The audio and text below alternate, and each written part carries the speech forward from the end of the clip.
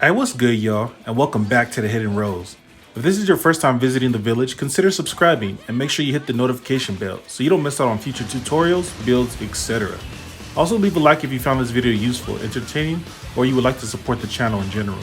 Your likes and views help out a ton. So with that being said, let's run this intro and get straight into the Shisui Katana combo tutorial.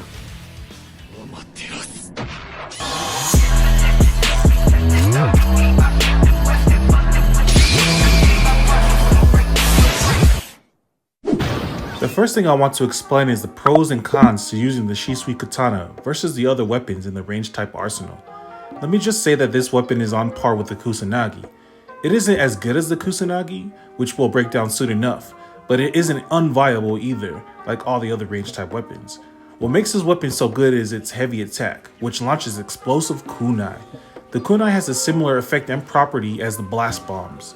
The blast causes the opponent to hard knock automatically, and being hit in the air gives them a 1 to 2 second recovery time. The regular combo strings all help to put the enemy in a position to be hit by this explosive kunai, which sets up its strongest mechanic, the low hit counter. If you aren't familiar with the hit counter, I'll link a video explaining this mechanic. Essentially, the hit counter is how many hits you can do to an opponent before they are automatically thrown into a soft knockdown. The Shisui Katana's heavy attack, however, has the lowest hit counter in the game, and if an enemy doesn't have a substitution, being hit by the kunai first can be 100% to death if the combo string goes unbroken.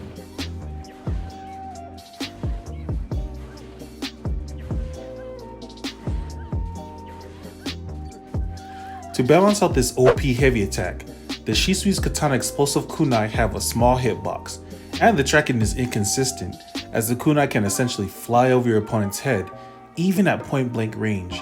Additionally, it has some of the lowest priority in the game, being beat by kunai, senbon, and every scientific ninja tool with a higher priority, though it will trade with blast bombs. The worst part about this heavy spam outside of its terrible accuracy is the fact that it doesn't have low armor piercing capabilities. This means that defense type's heavy attack can armor through these, so you will need to have a ninja tool like Senbon or Demon Wind to stop defense spam or armor breaking jutsu. To make up for not naturally countering defense type's heavy attacks like the other ranged weapons, the Shisui Katana's explosive kunai are great on blocking opponents, sending them off points like a blast bomb, and 3 hits of these things on guard will break their guard. You can also get an automatic guard break if you're buffed up by the demon pill. So that's a little background behind the weapon, and now let's get into these combo strings. The basic auto combo of all light attacks is definitely the worst one. It has a higher hit counter than any other string, and the last hit of the string is very inconsistent and will miss most of the time. I recommend never using this one. The light heavy combo is the same as all the other light heavy combos of this weapon type, and can be used as a combo ender. You can get into your main combo with the consecutive heavy attacks from here, but I wouldn't recommend it, as you can accidentally launch your kunai instead of your explosive ones, which will make your opponent fall faster, and your character is taken higher up from the ground.